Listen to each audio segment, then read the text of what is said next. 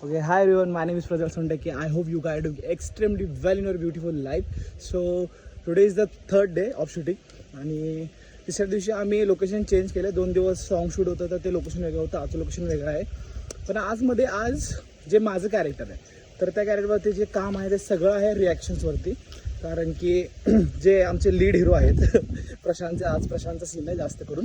So जास्त करून रिॲक्शनवाले scene आहेत. तेव्हा त्या रिॲक्शनमध्ये तुम्हाला सांगतो की रिॲक्शन किती इम्पॉर्टंट असतात.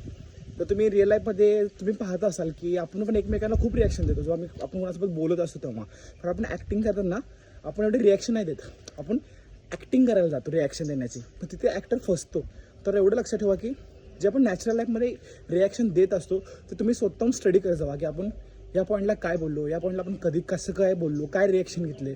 सो ते रिॲक्शन सगळे आपण माइंडमध्ये सेव्ह करायचे आणि अशा वेळी यूज करायचे. सो आज तेच आहे, रिॲक्शन कसे दाखवायचे, काय करायचं ते.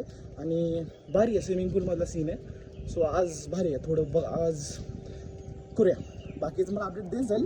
अशा काही गोष्टी आहेत, थोड्या टिप्स आहेत, छोट्या टिप्स आहेत ॲक्टिंगबद्दल, जे जर तुम्ही याला कळल्या समजल्या तर तुम्ही ग्रो होता.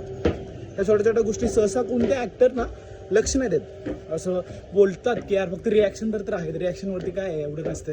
बट एक ॲक्टर रिॲक्शनवरती पण खूप काही खेळू शकतो. तरी आमची रूम आहे, दम लागला यार भरपूर. ॲक्च्युली ट्री हाऊस आहे, ट्री हाऊस. खूप खराब करून ठेवले सगळे कपडे वगैरे. तर आता तेच आहे,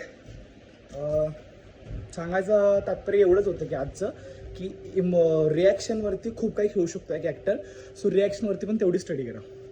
बाकी अजून काय असेल पॉईंट मी तुम्हाला सांगत जाईल, नो प्रॉब्लेम.